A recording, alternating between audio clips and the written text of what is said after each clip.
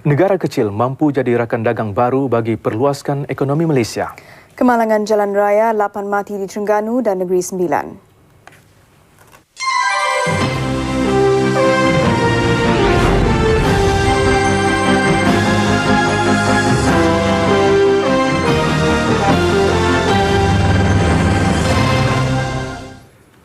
Assalamualaikum dan salam sejahtera. Malaysia sebagai sebuah negara dagangan perlu terus mencari rakan baru untuk mengembangkan iktisadnya dan tidak hanya bergantung kepada rakan dagang tradisional. Perdana Menteri Datuk Seri Dr. Mahathir Mohamad berkata jumlah perdagangan dua hala Malaysia Negara Selatan yang dulunya dianggap tidak menguntungkan kini meningkat sehingga 90 bilion ringgit setahun. Sehubungan itu katanya Malaysia akan terus mengadakan perhubungan dengan negara kecil berwibawa untuk dijadikan rakan dagang negara ini. Perdana Menteri tiba di lapangan terbang Sultan Abdul Aziz Shah Subang siang tadi selepas lawatan seminggu ke Rusia dan China. Dua wilayah yang dilawati Perdana Menteri dalam persekutuan Rusia ialah Khabarovsk dan Buryatia. Pada sidang media selepas itu, Perdana Menteri berkata rakan dagang Malaysia tidak semestinya dari negara maju. Sebaliknya, ia boleh juga dari negara kecil yang berwibawa. Jadi kita tidak boleh anggap mana-mana tempat sebagai tidak berpotensi. Dan saya yakin walaupun pada mulanya kita tak nampak potensi, tetapi kalau kita kaji betul-betul, kita akan dapat maklumat yang berguna yang boleh meningkatkan dagangan kita.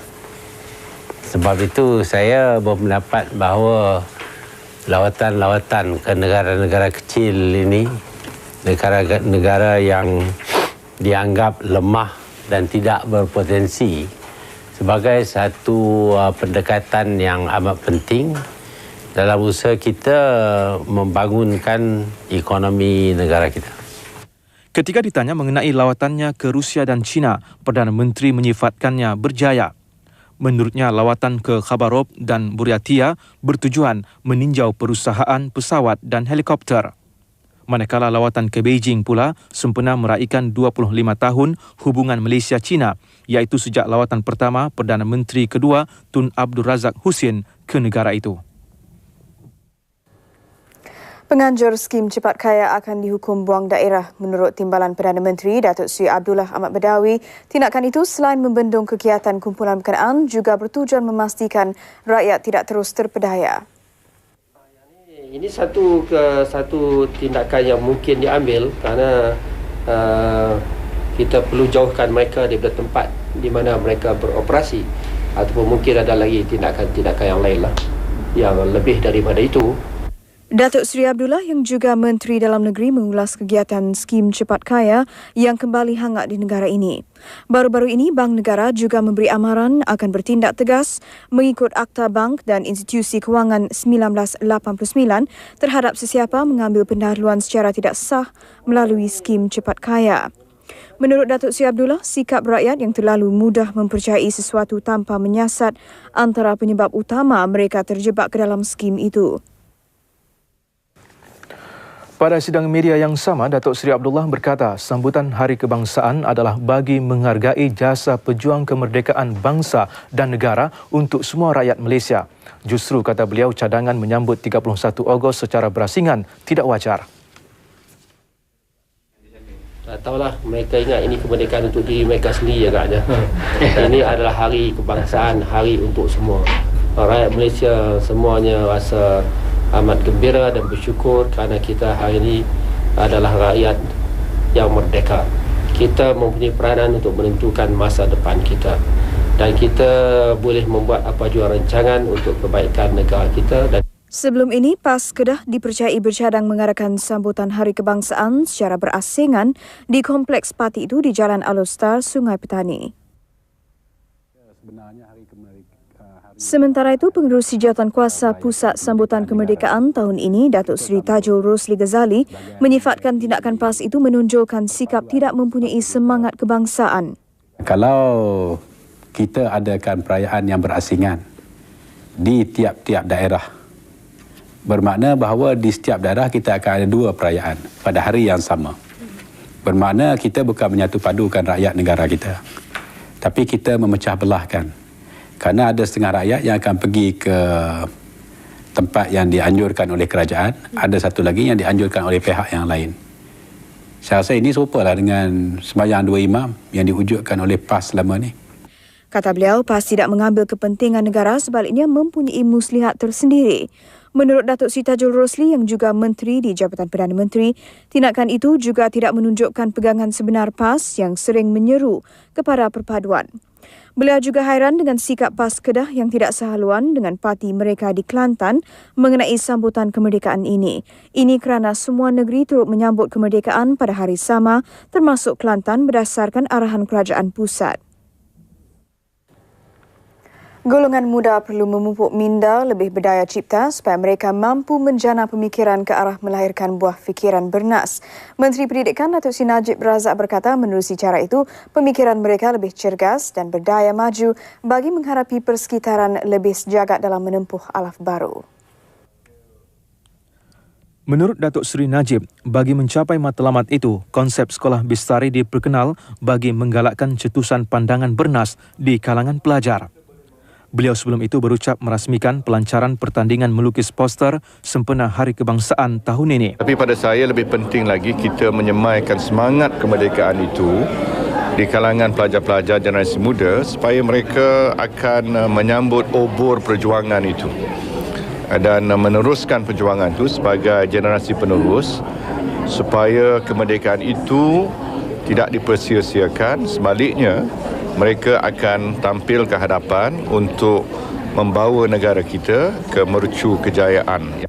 Pemenang pertandingan bertema Bersatu ke Alaf Baru ini berpeluang memenangi beasiswa dan hadiah bernilai RM88,000 di samping piala kreativiti menuju Alaf Baru. Pertandingan anjuran Institut Teknologi Kreatif Lim Kok Wing ini akan diadakan pada 29 Ogos di Ruang Legar Dewan Bandaraya Kuala Lumpur. 4 sekeluarga lemas di Batu Gajah, Perak.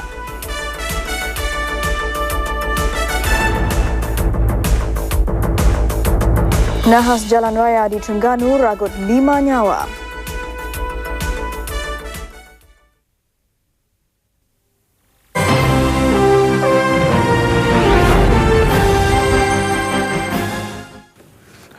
Lima orang termasuk 4 kanak-kanak dipercayai dari satu keluarga maut dalam satu kemalangan di Kemaman, Terengganu siang tadi.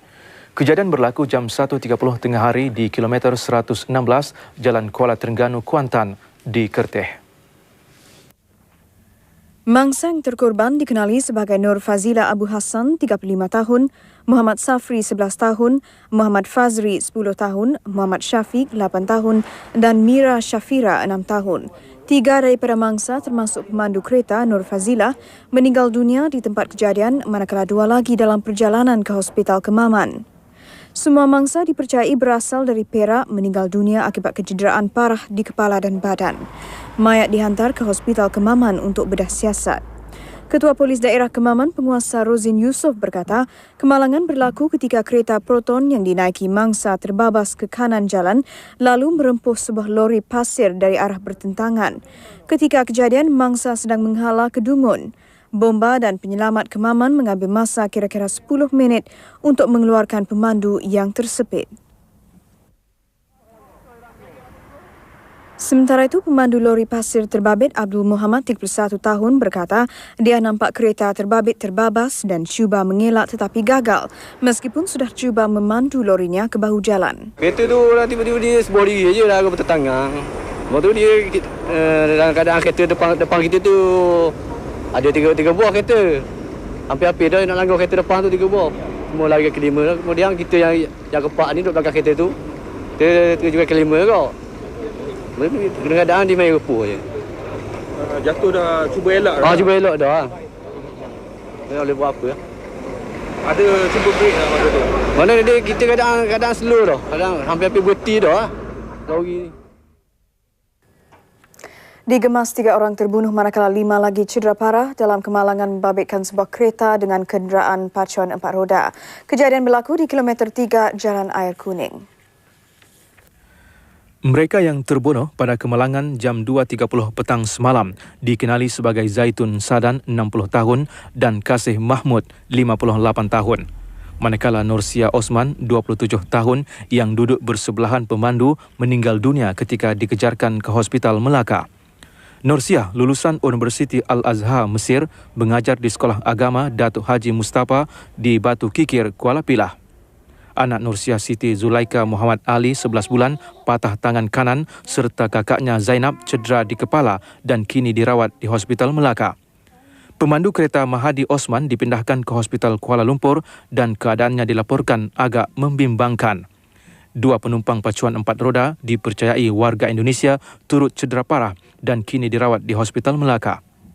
Menurut polis, mangsa yang terkorban sedang dalam perjalanan pulang ke Kuala Sungai Tebong, Melaka selepas menghadiri majlis perkahwinan anggota keluarga di Felda Bukit Jalor. Kereta yang dipandu Mahadi dikatakan dirempuh oleh kenderaan pacuan 4 roda yang datang dari arah bertentangan. Nampak kereta Hilux tu datang daripada depan.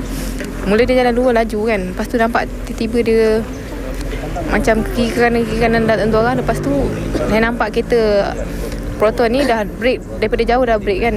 Saya ingat dah sampai dekat situ. Dia dah emergency brake, memang dah berhenti lah saya ingat. Lepas tu kereta Hilux ni tadi terus naik atas enjin kereta, dia panjat kereta tu. Lepas tu terbang, tayar 4 atas terus jatuh dalam longkang bawah sana.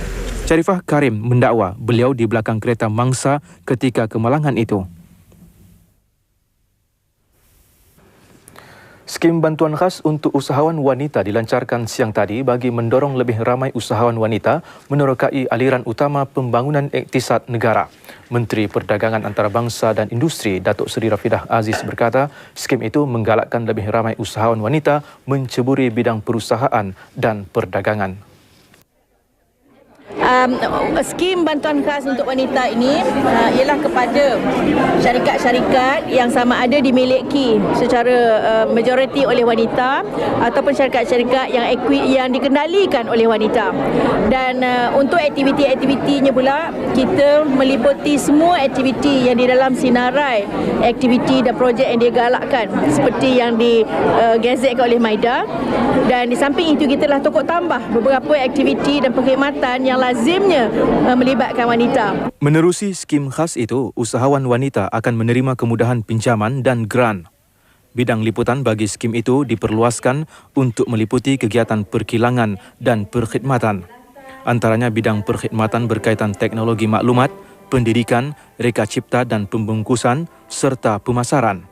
Kerajaan katanya bersetuju untuk menyalurkan sejumlah 20 juta ringgit kepada 2 syarikat perantaraan melalui skim bantuan khas itu bagi membantu usahawan wanita dalam perniagaan mereka. Perniagaan broker saham bagi Halim Securities dan WK Securities Sendirian Berhad ditawar bagi jualan secara tender. Pengurusan Dana Harta Nasional Berhad dalam satu kenyataan berkata, tawaran dibuat pentadbir khas kedua-dua syarikat terbabit. Untuk layak mendapatkan tender, pihak berminat mestilah sebuah syarikat yang mempunyai kedudukan kewangan kukuh. Ia juga mesti mencatat keuntungan dalam setiap 3 tahun kewangan terakhir dan mempunyai dana pemegang saham sekurang-kurangnya 100 juta ringgit. Tender bagi Halim Securities dibuka jam 5 petang 25 Ogos 1999 dan ditutup jam 5 petang 22 September 1999 dan pertanyaan berhubungnya boleh dibuat menerusi PricewaterhouseCoopers di talian 03 441 1188. Sementara itu, tender bagi WK Securities dibuka pada 5 petang 27 Ogos 1999 dan ditutup jam 5 petang 24 September 1999. Pertanyaan berhubungnya boleh dibuat menerusi Ernst & Young di talian 03 244 2333. MNI Holdings Berhad yang bakal mengambil alih saham Aksa Assurance Berhad, sebuah syarikat insurans komposit, menjangka menandatangani perjanjian jual belinya menjelang September ini. Pengurusnya Tan Sri Ahmad Sarji Abdul Hamid berkata apabila urus niaga itu dilaksanakan, MNI berharap akan menjadi pembekal perkhidmatan insurans dan keuangan yang berdaya saing. Menurut Tan Sri Ahmad Sarji, buat masa ini ada beberapa perkara yang perlu diselesaikan sebelum perjanjian dimeterai. Antaranya pengumuman dari Bursa Saham Kuala Lumpur, kelulusan dari jawatankuasa pelaburan asing dan persetujuan pemegang saham. MNI juga katanya menjangka akan mengambil alih pengurusan Saim Aqsa menjelang 23 November ini. Selepas pengambil alihan itu, MNI akan menguasai 5.6% perniagaan insurans am, bidang bukan motor 7.9% dan insurans nyawa pula 2.6%. Beliau berkata demikian selepas mesyuarat agung tahunan MNI Holdings Berhad. Bagi tahun keuangan berakhir 31 Mac 1999, kumpulan MNI mencatat keuntungan sebelum cukai sebanyak 53.4 juta ringgit berbanding 5.5 juta ringgit sebelumnya. Semua bidang utama negara akan bersedia menghadapi masalah yang mungkin timbul akibat masalah pepijat alaf Y2K menjelang 15 Disember depan. Namun sebagai ujian nyata, 9 bidang utama yang dikenal pasti menerusi rangka kerja persediaan Y2K negara harus mengharungi masalah awalan yang mungkin timbul pada 9 September depan. Ketua Setiausaha Kementerian Tenaga, Komunikasi dan Multimedia, Datuk Nuraizah Abdul Hamid berkata, persediaan untuk tujuan itu kini melebihi 80%. Bidang utama yang diberi tumpuan khusus ialah tenaga, komunikasi, bekalan air, minyak dan gas, perbankan, kesihatan, pengangkutan, bekalan air dan kerajaan. Bidang tenaga yang menjadi bidang penggerak utama negara sudah bersiap sedia sepenuhnya. Penyediaan bidang tenaga untuk menghadapi pepijat alaf Y2K diketuai Tenaga Nasional Berhad, TNB. Sudah disediakan, dirancang dan disediakan dan diuji. These are the three things that they should go through. Datuk Nuraizah bercakap kepada media selepas menghadiri bengkel rangka kerja persediaan Y2K negara dan untuk bidang utama di Bangi petang tadi. Di Bursa Saham Kuala Lumpur, harga saham ditutup tinggi berikutan belian berpilih oleh pelabur tempatan.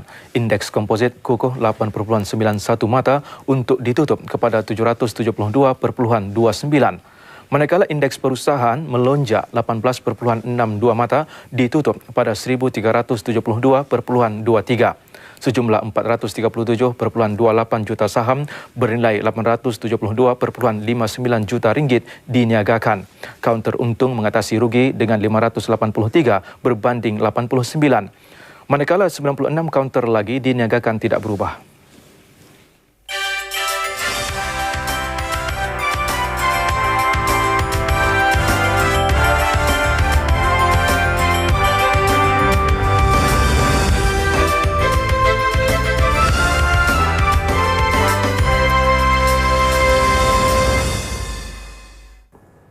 Di pasaran kewangan ringgit ditutup tinggi berikutan kejatuhan yen Jepun berbanding dolar Amerika.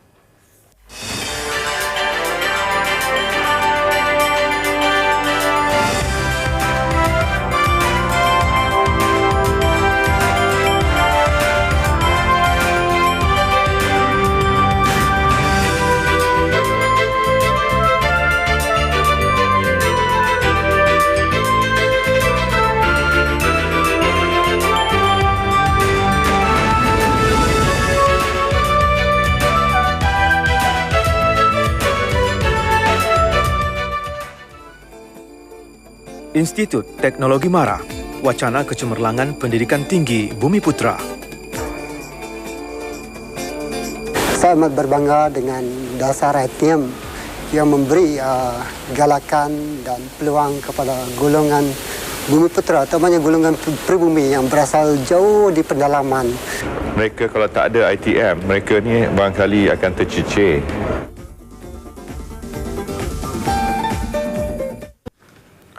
Di Pulau Pinang, hujan lebat diramalkan malam ini tetapi dijangka reda secara beransur-ansur. Mengikut Perkhidmatan Kaji Cuaca, hujan lebat sejak 3 hari lalu diramal berhenti esok berikutan kesan taufan Sam yang semakin berkurangan di Laut Cina Selatan.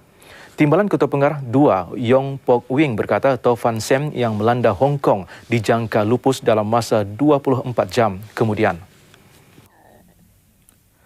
Hujan lebat dan banjir di Pulau Pinang sejak beberapa hari kebelakangan berikutan kesan tidak langsung taufan Sam yang melanda Hong Kong semalam. Menurut Timbalan Ketua Pengarah 2 Perkhidmatan Kaji Cuaca Malaysia, Yong Pok Wing, apabila berlaku taufan di Laut Cina Selatan, Malaysia tidak dipengaruhi secara langsung oleh taufan ini. Bagaimanapun, kumpulan awan yang giat bergerak kadangkala melebihi 1,000 km panjang boleh mengakibatkan hujan lebat di kawasan terbabit. Dalam kes taufan Sam, kumpulan awan aktif ini yang berkaitan dengan taufan ini terletak di kawasan utara Semenanjung Malaysia. Yang ini telah mengakibatkan hujan yang lebat di Penang dan Kedah pada 21 dan 22 hari bulan Ogos. Menurut beliau, hujan lebat di Pulau Pinang tidak akan berlanjutan selepas taufan Sam melepasi Laut Cina Selatan. Cuaca Pulau Pinang sepanjang hari ini cerah. Kehidupan harian dilaporkan berjalan seperti biasa. Kesempatan itu digunakan oleh kontraktor yang dilantik pemaju dan kerajaan negeri sibuk membaiki tebing runtuh dan pokok tumbang. Sebahagian kecil penduduk di seberang perai juga didapati sibuk membersihkan rumah dan pelbagai peralatan yang ditenggelami banjir. Beberapa kawasan bagaimanapun masih ditenggelami air kerana longkang tersumbat. Antaranya ialah di Kampung Stol, Perai yang masih ditenggelami air sedalam 0.3 meter. Ribut tropika yang merentasi Laut Cina Selatan dikatakan mengubah pergerakan angin di kawasan Semenanjung Malaysia. Keadaan itu menyebabkan angin bergerak pada kelajuan antara 15 dan 25 km sejam. Namun angin dijangka berkurangan secara beransur-ansur mulai lewat hari ini. Sementara itu, hujan lebat juga mengakibatkan beberapa kampung di Baling dan Sik Kedah dinaiki air. Antaranya di Kampung Seberang Pekan, Banjul Derum, Kampung Lahar, Haji Abbas, Sungai Batu, Pandai Teh dan Bawah Gunung. Bagaimanapun, tinjauan buletin utama mendapati sebahagian daripada 519 mangsa banjir dari 7 daerah di Baling yang ditempatkan di pusat pemindahan sementara sudah kembali ke rumah masing-masing petang tadi. Menurut pegawai petugas bilik gerakan banjir Jamil Nasir Yaakob, 14 kampung, 10 di daerah Sik dan 4 di Baling ditenggelami air antara 1 hingga 2 meter selepas hujan lebat sejak 4 hari lalu. Mereka ditempatkan di Dewan Orang Ramai dan sekolah. Bagaimanapun, sebahagian mereka dibenarkan pulang berikutan banjir yang mulai surut. Beberapa sungai utama seperti Sungai Sik, Sungai Cepir, daerah Sik dan Sungai Baling juga mula surut di bawah paras bahaya. Seorang bapa bersama 3 anaknya lemas apabila sampan mereka terbalik ketika memetik buah teratai. Kejadian berlaku di Lombong Tinggal, Kampung Timah, Batu Gajah, Perak. Mereka yang lemas dikenali sebagai Wong Hon Wai, 36 tahun, 2 anak lelakinya, Wong Sen Lun, 13 tahun dan Wong Sen Yuen, 11 tahun, serta anak perempuannya Wong Siu Mui, 6 tahun. Menurut abang mangsa, Wong Hun Yao, keluarga itu keluar sejak petang semalam. Bagaimanapun, sehingga jam 7 petang, keempat-empat merana itu gagal pulang ke rumah. Dia dan penduduk sekitar kemudiannya mencari mangsa sekeluarga. Mereka menemui motosikal dan basikal yang digunakan mangsa berhampiran lombong berkenaan. Bagaimanapun, mereka gagal menemui keempat-empat mangsa itu. Hun Yao selepas itu membuat laporan polis di Balai Tanjung Tualang pada jam 10 malam. Polis kemudian melancarkan gerakan mencari dengan dibantu 22 anggota bomba dan penyelamat di sekitar Tasik. Dan jam 10.30 pagi tadi, mayat semua mangsa ditemui terbenam di dasar. Mayat keempat-empat mangsa dihantar ke Hospital Batu Gajah untuk dibedah siasat.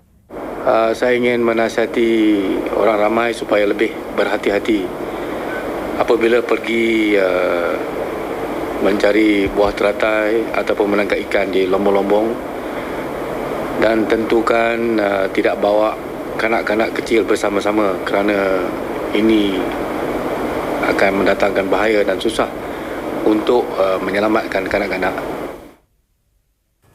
Polis trafik Kuala Lumpur akan bertindak tegas terhadap penunggang motosikal yang membawa penunggang melebihi had yang dibenarkan. Ketua Trafik Kuala Lumpur, Penguasa Mat Zain Ismail berkata, ia berikutan penunggang motosikal adalah penyumbang utama kadar kemalangan jalan raya di Ibu Negara yang semakin meningkat tahun ini.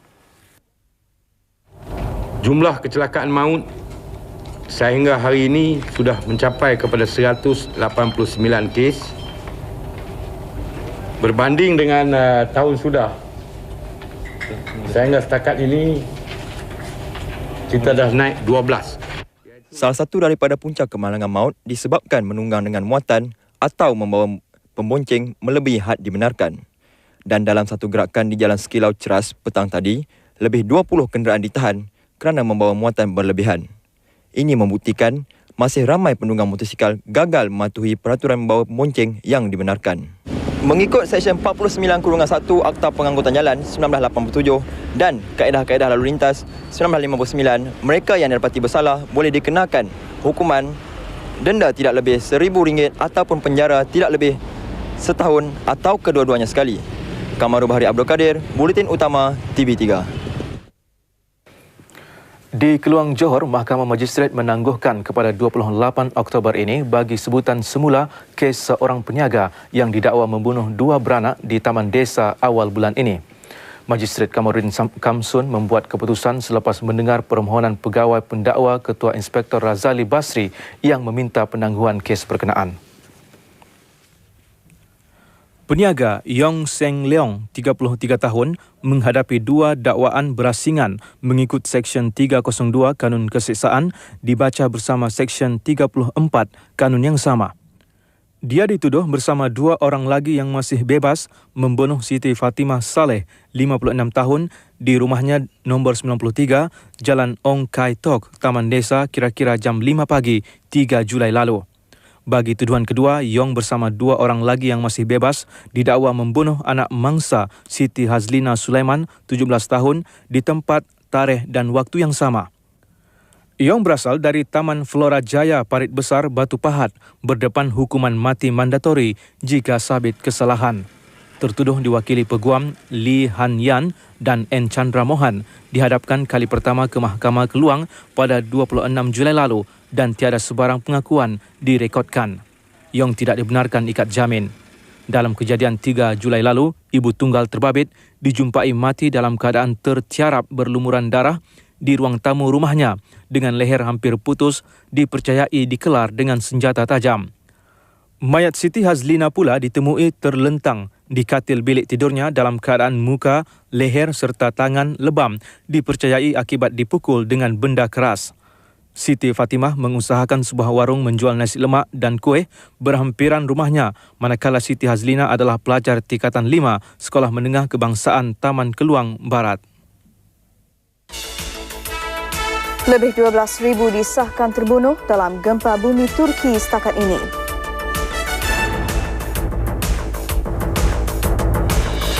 Angin lintang punca nahas pesawat China Airlines.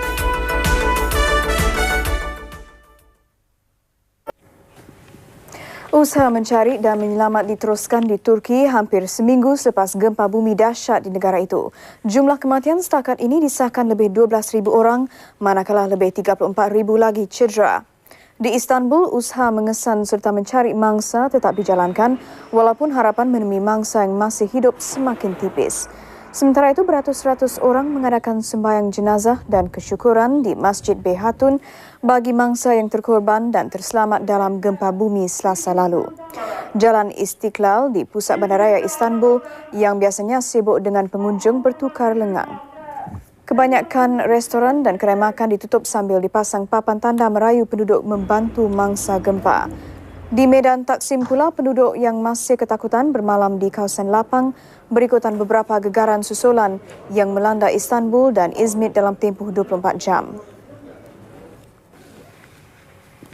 Sementara itu, pasukan penyelamat Malaysia SMART yang ikut membantu menyelamat mangsa gempa bumi di Turki kini bertungkus lumus mengeluarkan 2 budak lelaki yang terperangkap di bawah runtuhan bangunan di Golcuk. Kedua-dua mangsa dikesan selepas pasukan penyelamat Malaysia bersama-sama pasukan penyelamat Cyprus Turki mengesan mereka Jumaat lalu. 2 mangsa berjaya diselamatkan 2 hari lalu dari bawah runtuhan bangunan yang sama. Kawasan terbabit kini dikepung dan alat pengesan canggih dimasukkan ke dalam runtuhan untuk mendengar denyut jantung mereka. Bagaimanapun, kesan denyutan jantung tidak lagi dikesan. Timbalan Perdana Menteri Datuk Seri Abdullah Ahmad Badawi hari ini menerima sumbangan RM50,000 bagi pihak kerajaan Malaysia untuk bantuan kepada mangsa gempa bumi di Turki.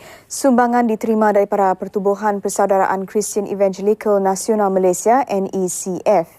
Cek disampaikan oleh pengerusi NECF Prince Gunaratnam. Majlis mewakili sejumlah 2,500 gereja di seluruh negara. Datuk Seri Abdullah turut mengucapkan terima kasih kepada NECF kerana menunjukkan simpati dan menghulurkan bantuan.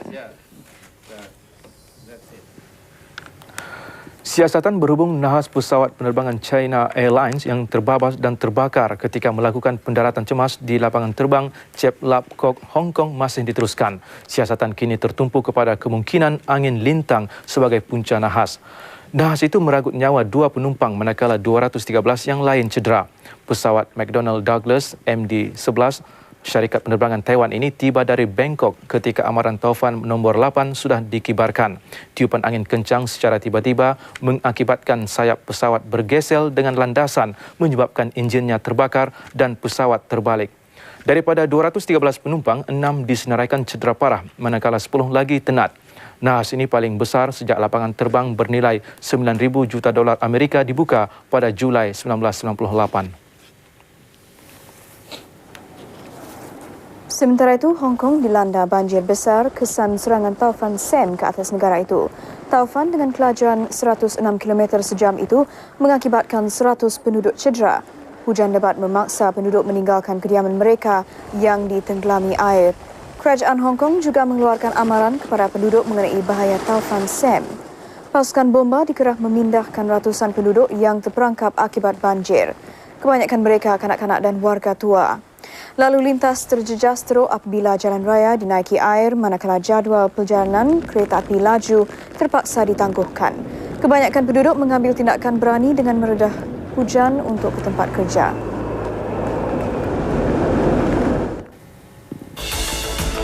Usaha Majlis Sukan Negara gilap atlet handalan. Laporan sukan bersama Dahlan Makmur. Dulux Weather Shield dijamin tahan kelupas, retak dan kulat, juga tahan debu kotoran.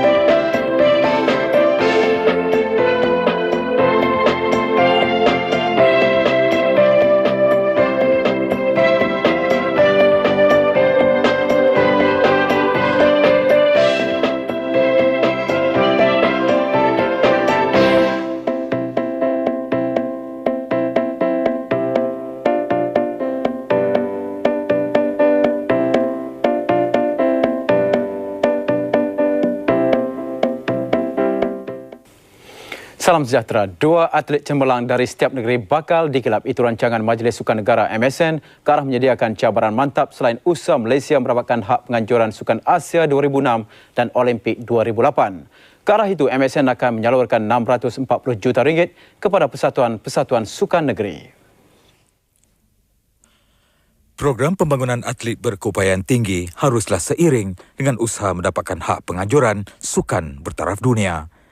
Hakikat itulah disedari Majlis Sukan Negara MSN dalam menjurus bantuan keuangan kepada atlet kebangsaan.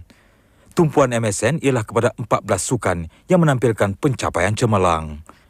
Bantuan termasuklah elon atlet dan pegawai, tempat latihan serta menyediakan jurulatih luar dan tempatan kepada persatuan yang tidak berkemampuan.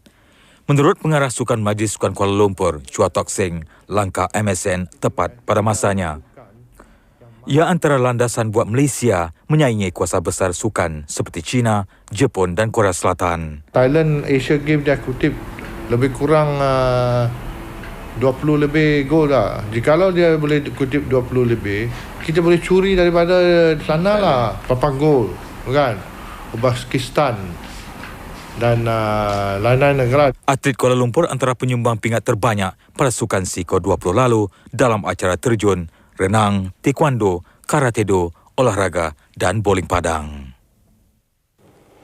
Aksi lasak terus mendapat tempat di kalangan penggemar sukan tanah air. Buat kali keempat, cabaran Marlborough Adventure Team diadakan bagi mencari pasukan yang paling lasak, cekap dan pantas di Malaysia. 3 pasukan teratas akan merasai pengalaman sepanjang hayat mengharungi cabaran di Moab, Utah, Amerika Syarikat selama 12 hari. Laporannya bersama Harmi Tazim Muhammad.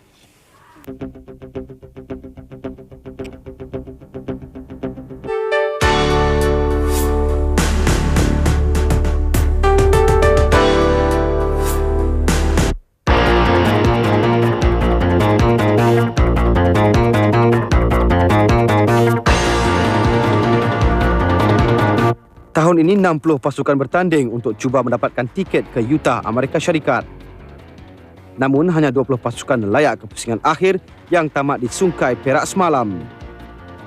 Cabaran 2 hari ini bermula dengan perlumbaan basikal gunung, ujian pacuan 4 roda dan motosikal lasak.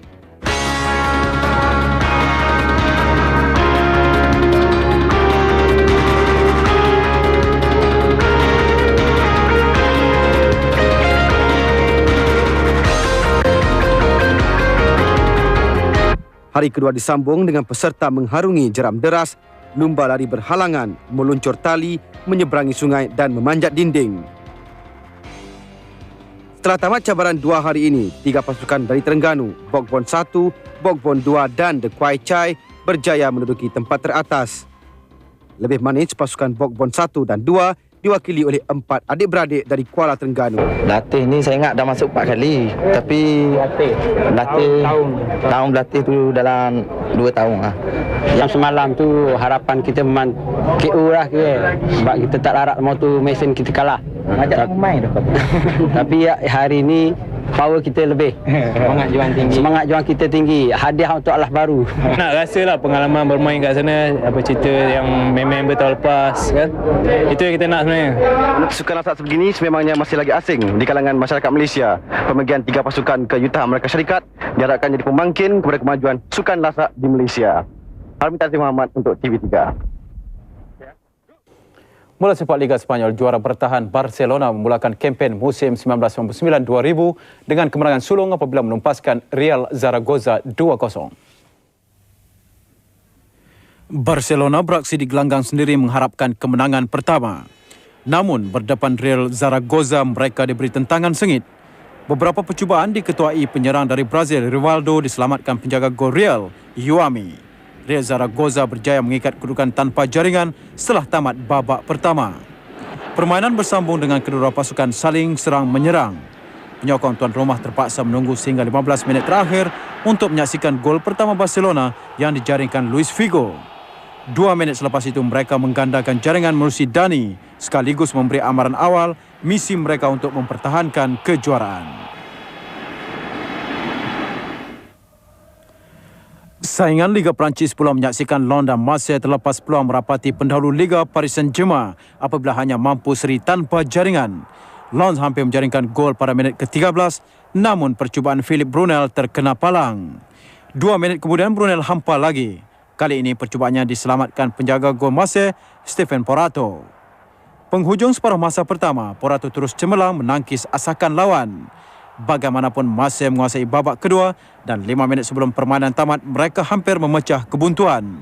Percubaan jarak jauh Robert Pires gagal ditangkap kemas Guillaume Wamouf, namun Christophe Dugarry mensia-siakan peluang kemasan ini. Bintang tenis kuado Nicolas Lapentti meraih kejuaraan ATP kedua dalam kerjayanya. Lapentti memenangi kejuaraan RCA menundukkan pemain Amerika Syarikat Winston Spediard 4-6, 6-4 dan 6-4. Tiada siapa yang menduga pertemuan akhir akan menampilkan Lapentti dan Spedia.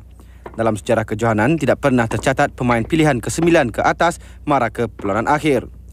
Pada pertandingan kali ini, Lapentti pilihan ke-11 manakala Spedia pemain bukan pilihan. Set pertama persembahan Spedia lebih kemas untuk menang 6-4. Kemenangan mudah bagaikan milik Spedia apabila mendahului 4-2 pada set kedua. Namun Lapentti tiba-tiba mengejar dan memaksa perlawanan ke set penentuan apabila menang 6-4. Set penentuan nyata sengit, begitupun Lapentti lebih unggul untuk memastikan kejuaraan miliknya dengan kemenangan 6-4. Di Sheffield, hari ketiga kejuaraan olahraga dunia tertumpu acara 100 meter pecut. Pada acara lelaki, Maurice Greene dari Amerika Syarikat yang tampil sebagai pilihan nampak perlahan pada awal saingan. Bagaimanapun, Greene kembali memecut untuk mencatat 9.80 saat untuk meraih pingat emas sekaligus mempertahan kejuaraannya. Tempat kedua milik pelari Kanada Bruni Surin 9.84 saat dan Dwayne Chambers dari Britain 9.97 saat. Pada bahagian wanita seperti diduga, Marion Jones dari Amerika Syarikat muncul juara. Marion juga juara bertahan mencatat 10.70 saat, masa terpantas dunia tahun ini. Rakan senegara Angel Miller meraih perak dengan kepantasan 10.79 saat. Sementara pelari Greece Ekaterini Tano ketiga dengan masa 10.84 saat. Sekian saya masukkan untuk malam ini. Kembali bersama Kamarudin dan Enra sebentar nanti. Salam hormat, majulah sukan untuk semua. Niza, nak tanya ni, pernah turun ke ladang tak? Biasa ke ladang, tapi bukan untuk berladang, cuma jumpa peladang. Okey, ni kita nak bincang ni pasal sambutan Hari Peladang, Peternak dan Nelayan Kebangsaan. Selamat Iza. Dan kita akan bincang-bincang mengenai mereka yang kena penyakit kencing manis. Jangan takut, kita ada berita baik. Apa dia? Kaedah rawatan menggunakan tenaga dalam. Kita akan juga bersama dengan Sheila Majid yang akan menjelajah seluruh negara. Nak buat apa tu? Apa pun kita saksikan Bincang Petang 24 Ogos. 2 petang. Semangat persahabatan yang terjalin antara Kuala Lumpur, Jakarta selama ini bukan saja merapatkan hubungan kedua-dua negara, malah mampu menyelesaikan pelbagai masalah semasa. Presiden B.J. Habibie yang yakin semangat itu akan kekal kerana Indonesia mempunyai hubungan budaya dan struktur yang erat dengan negara ini.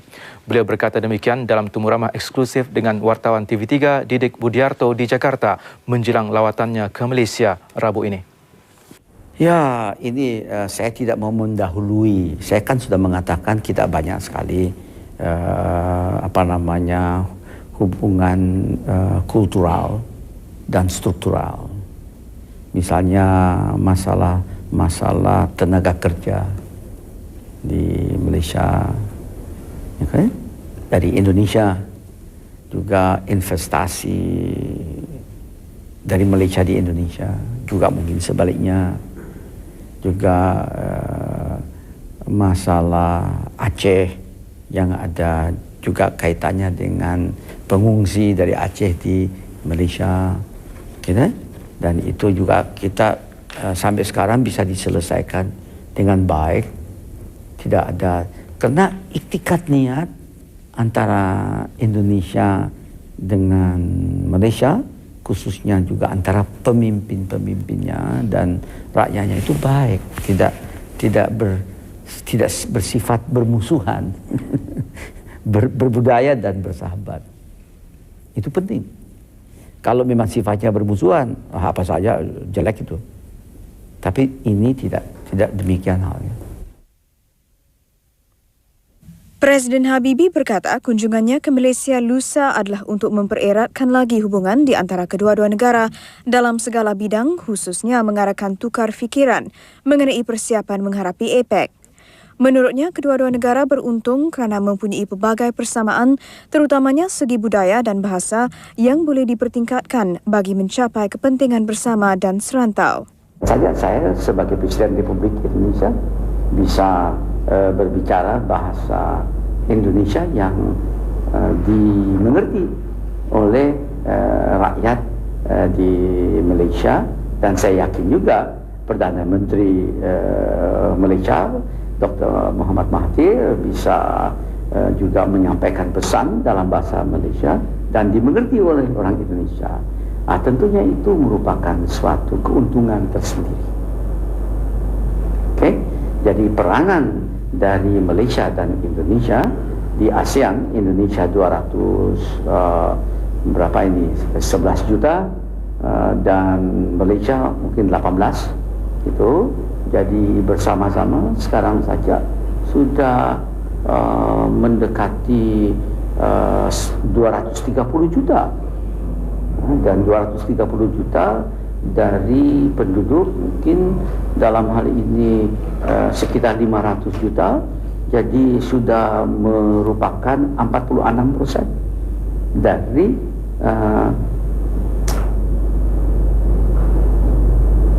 manusia atau masyarakat yang hidup di Asia Tenggara. Presiden Habibie berkata, kerjasama erat Kuala Lumpur, Jakarta juga akan membantu memperkuatkan ketahanan kebangsaan masing-masing, terutama dalam menghadapi pelbagai cabaran serantau dan antarabangsa. Kalau ketahanan nasional tiap bangsa dan negara di anggota ASEAN itu meningkat, tentunya ketahanan regional ASEAN akan meningkat pula. Dan khusus ini penting dalam mempersiapkan ASEAN memasuki ke milenium ketiga dan abad pertamanya. Ikuti bahagian kedua temu ramah eksklusif TV3 dengan Presiden Habibie mengenai peranan pertubuhan antarabangsa esok. Sebuah syarikat komputer menyumbang komputer bimbit bernilai RM25,000 kepada pelajar pintar Zenaida Sofia Saleh Loh yang akan melanjutkan pelajaran ke markas syarikat 5 September depan. Zenaida, 16 tahun, yang mendapat 7A dalam penilaian menengah rendah PMR tahun lalu, akan menyambung pengajian peringkat ijazah sarjana muda fizik astronomi dan sains komputer di Dartmouth College, New Hampshire. Majlis penyerahan komputer bimbit oleh syarikat Dell Asia Pacific Sendirian Berhad kepada Zenaida diadakan di Pulau Pinang pagi tadi. Sumbangan disampaikan Ketua Menteri Tan Sri Dr. Koh Sukun. Hadir sama Ibu Zenaida, Profesor Datuk Zuraina Abdul Majid serta pengarah urusan yang juga naib Presiden Dell, Simon Wong. Menurut Zenaida, beliau berterima kasih dan gembira kerana tidak menyangka dihadiahkan komputer yang sememangnya menjadi idaman beliau. Katanya komputer ini amat berguna sepanjang pengajian selama 4 tahun di College Dartmouth kerana ia digunakan secara meluas. Beliau berazam akan berusaha sebaik mungkin untuk tidak mengecewakan harapan pelbagai pihak yang sudi membantunya menjadikan hasrat melanjutkan pelajaran itu satu kenyataan. Zenaida juga berazam meneruskan pengajian sehingga ke peringkat Doktor Falsafah. Pesta Perhotelan Kuching kali ini dijangka mencatat sejarah dengan cubaan menghasilkan 1,150 kilogram emping jagung. Emping itu akan dijual kepada orang ramai dan hasil jualannya didermakan kepada 7 badan kebajikan di Sarawak. Empingan jagung ini akan dimuatkan dalam kontena besar setinggi lebih 3 meter. 10 tukang masak dari 10 hotel terkemuka di Kuching terbabit bagi menyediakannya. Menurut setiausaha penganjur pesta berkenaan, Mohtar Alek, penghasilan emping jagung ini julung kali diadakan di negara ini. Pihaknya berharap jika usaha itu menjadi kenyataan, ia akan tercatat dalam Malaysia's Book of Records. Dan pada pengakhirnya nanti, kita akan mendapat kerjasama daripada wakil daripada Buku Records Malaysia yang ada bersama kita dan akan mengesahkan rekod tersebut. Dan jika berjaya, insya-Allah akan dimasukkan ke dalam Buku Rekod Malaysia sebagai popcorn ataupun emping jagung terbanyak pernah dihasilkan di Malaysia. Selain menghasilkan emping jagung, pesta perhotelan ini juga menganjurkan pertandingan makan pizza. Penyanyi terkenal Hong Kong Faye Wong tidak menghampakan ribuan peminatnya apabila memberi persembahan hangat dan bertenaga pada pertunjukan pentasnya di Stadium Tertutup Putra, Bukit Jalil. Persembahan mantap Faye dibantu dengan kecanggihan pentas bergerak yang dibawa khas dari Hong Kong turut memukau lebih 15,000 peminat. Pentas yang dibuat pertama kali digunakan di negara ini bernilai kira-kira 1.9 juta ringgit. Faye Wong menyanyikan 27 lagu dalam persembahan lebih 2 jam. Antara lagu yang didendangkan termasuk Love Life, Fusau, Bored, Dreams dan Cold War.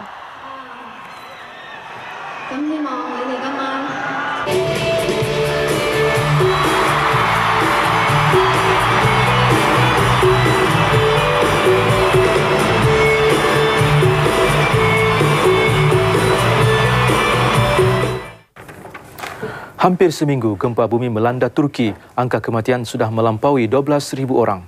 Manakala yang cedera 35,000 orang, yang hilang pula 30,000 orang. Visual usaha menyelamat dan kerja pembersihan menutup tirai bulletin utama malam ini. Dengan itu, salam hormat. Dan selamat malam.